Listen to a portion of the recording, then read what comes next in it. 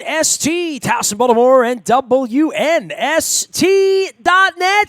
Preakness now in the books. We got holidays coming up here, and I know he's always got a car that's been pre-loved or new to sell you over Coons Ford Security Boulevard. He'll be here on Thursday, back in the regularly scheduled time for the SSV on WNSTV. Welcome. Dennis Koulatsos back on. What's going on, man? You were really into the sports calendar here this weekend. I'm following you out on Twitter. I mean, you say you don't do horse racing, but you were watching a Preakness. Well, when it's a hometown team representing the great state of Maryland, I've got to watch, I've got to tune in, and the Preakness never disappoints. Well, the grandstand situation, them trying to kill the race. Did any of that sort of come across to people? Certainly if you were at the race and the water wasn't running, you sort of realize, well, they really don't care enough to make the water run. They sort of kind of don't want things to work around here like the corporate tents out in the infield that were 150 degrees. It's not hard to get certain things right under any circumstance, but it's been a very, very demoralizing period here, Dennis, for somebody that's been going to Preaknesses since 1984 to see them try to kill the race. Yeah, that's for sure, Nestor. And that's a bucket list thing for me. I like to get out there to the track. I like to wear some goofy clothes, Margot and I, and get out there and hobnob, drink some of those black-eyed students and have fun with the crowd. So it's something I'd like to do at some point in the future. Well, you better hurry. If you want to do it at Pimlico, right. Might have to be Laurel someplace else, but we'll find out. Well, we don't go down without a fight in this case, and it's for the Ravens in the offseason, because that's my primary with you. It's not often during a Preakness week that you and I can get together in the aftermath and talk about many moves of the Ravens, right? But this has to do with the cap and where they are and where the draft was and what their pass rush looked like. Some thoughts about Pernell McPhee and the fact that Ziggy Ansah wound up not signing her. I mean, some of the crystal ball stuff we did before, during, and after the draft, some of it has worked out. In other cases, here comes Michael Floyd, right? So we wondered where they were going to find some depth. They've at least signed a couple of names of guys we've heard of in Shane Ray, right? Yeah, these are moves that are low impact, low risk, maybe a high reward depending on what these guys do. You mentioned Ziggy Ansah. Looks like his price tag got to be too large for the Ravens, so they tapped out. Plus, he really won't be ready until probably the second month of the season. Once he undergoes a shoulder surgery, he still would have some time to rehab, lift some weights, get it back to playing condition.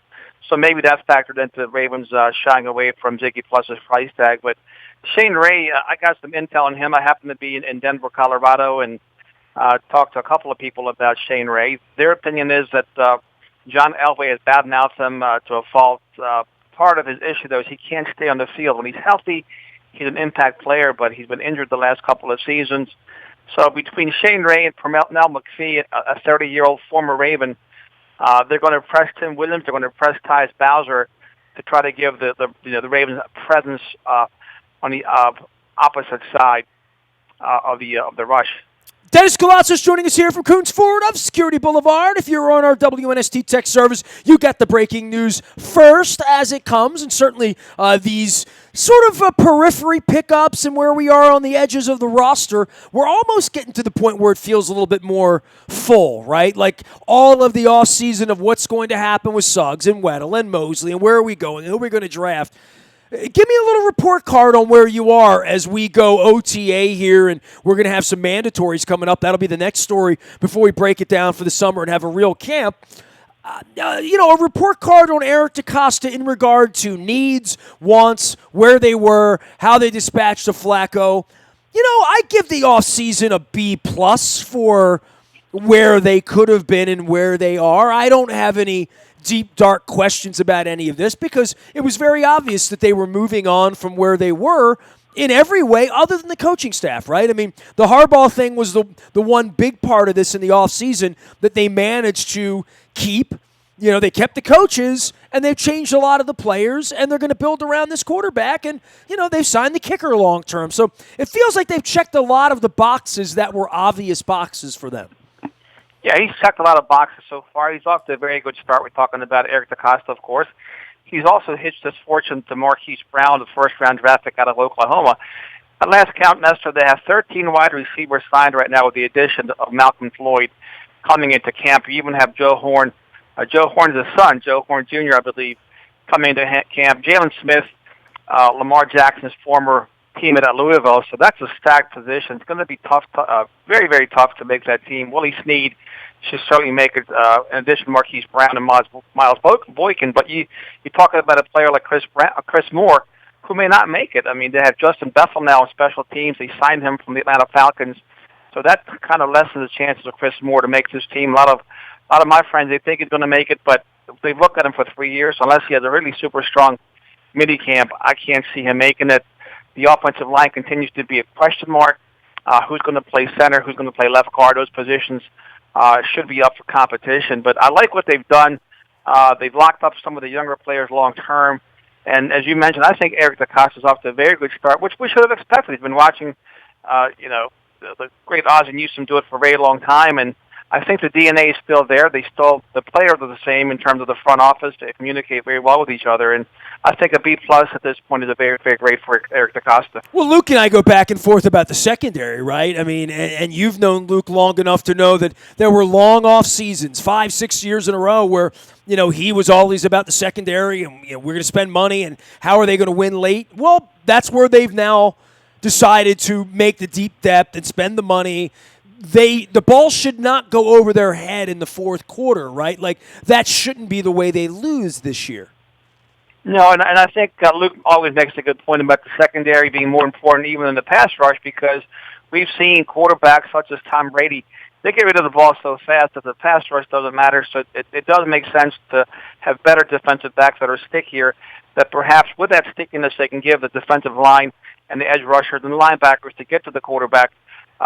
Give them an extra step or two, second or two to get to the quarterback. We saw Joey Bosa said even though he beat his man clean in the playoff loss against the Patriots, by the time he got to Tom Brady, the ball was well out of his hands. So that's the frustration defensive linemen face these days with the game favoring the offense and the passing rules. So having a sticky secondary, it's at a premium. They're stacked at that position, and if they can hold up the older guys like Jimmy Smith and Brandon Carr, there should be lights out in that back end with the addition of Earl Thomas as well. Dennis Koulatsos joining us here, Coons Forward of Security Boulevard. He will be here on Thursday doing the SSV on WNST from 3 until 5, driving you home. Of course, replayed on Sunday on the holiday week. Hope everybody has a wonderful Memorial Day weekend. Den, this offseason's a little stranger for me because I remember last year, Luke and I scribbled some stuff down and said, all right, so, they're going to bring Crabtree in. What does he look like at the end of the year? Is he a 40-catch guy, a 60-catch guy, an 80-catch guy? Whatever you're going to say about statistically, offensively, when you have this kind of a team and you get the quarterback that's going to run this option all the time, I don't look at the running backs that way or the wide receivers or the tight ends in the same way that if Matt Ryan or Joe Flacco or Tom Brady were your quarterback, where you'd say, all right, we're going to have a running back by committee, but this is our 1,000-yard rusher. This is our third down rusher. This is the Danny Woodhead who's going to go out and catch balls and, in third and long and line up. The game's changed so much, but this offense specifically, I don't know who to start. I mean, I'm wondering where Andrews and Hurst fit into this and these wide receivers. And to your point, a lot of pressure when you draft a first-round wide receiver and saying, well, that guy better blossom into an 80 or 100-catch-a-year guy. I don't know that this team wants to throw the ball that much. I don't know that I can statistically get my arms around what they're trying to do here because I don't know that anyone outside of Lamar Jackson is really going to be featured. Yeah, well, the whole season is going to go the way that Lamar Jackson goes. Just like most teams, the Ravens always went the way Joe Flacco went. When Joe played well, they had a tendency to win games. When Joe didn't play that well, when he threw an interception or two, that would tend to lose those types of games. I suspect that Lamar Jackson is going to be better than you think, and better than a lot of people think in the passing game. I think he'll take a step forward. They've got guys now that can take slants, 5-yard slants, 7-yard slants, and turn them into 80-yard touchdowns. He doesn't have to be great. He has to be good for this team to win based on the running game and defense, special teams, and coaching. So if he's efficient, if he can cut down the turnovers, he doesn't have to throw for 300 or 400 yards a game either. With this offense, if he can throw for 200 and a couple of touchdowns, with that running game, Nestor, hopefully they can keep that 40-20 ratio when it comes to offense versus defense. Get that defense well-rested, get them on the field, get them off the field with 3 and outs. There's no reason why this Ravens team can't pick up where they left off, which is, keep in mind, 6-1 in the regular season. Yes, they lost into the Chargers in the playoff game, but you can't take away the 6-1. People say, well, they didn't beat anybody. Well, you can't pick and choose who's on your schedule. So all you can do is take care of business with who you have in front of you. And I expect the same thing. I think they're going to do a really good job, and I do expect them to take a step up. Dennis Koulatsos joining us here. What's going on at Coons Ford? Memorial Day this week, that means probably like rag tops and good weather and, you opening the place up and serving seafood, doing all the stuff you do on the weekends around there, right? Yeah, it's going to be a lot of fun. We're going to fire up the grill as we do every year. And right now, Ford has 0% for 72 months plus cash back, and that 0% is really big, Nestor, because not many people are able to offer that. We're also offering our military members $2,000 instead of $1,500. So any military member, active or retired, can get up to $2,000 above and beyond. So we really honor our troops. Great deals, huge inventory, great deals on used cars. Full-time service department just taking care of everybody out there as well. Oh, well, firing up the grill. Tell me about that.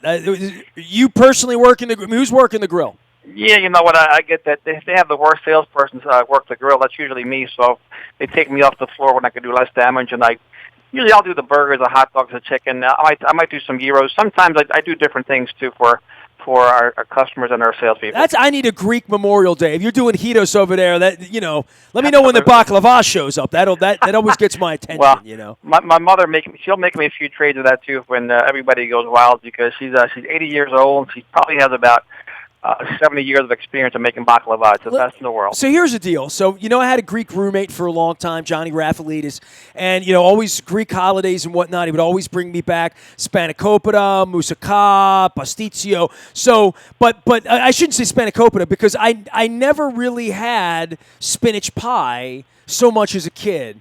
And it's one of the things, like, as an adult, I enjoyed. I mean, spinach because of Popeye, and, it had spinach in it. It wasn't something as a kid you felt compelled to order, If you said, well, the pasticcio's a little bit like lasagna or whatever, you would order that, right?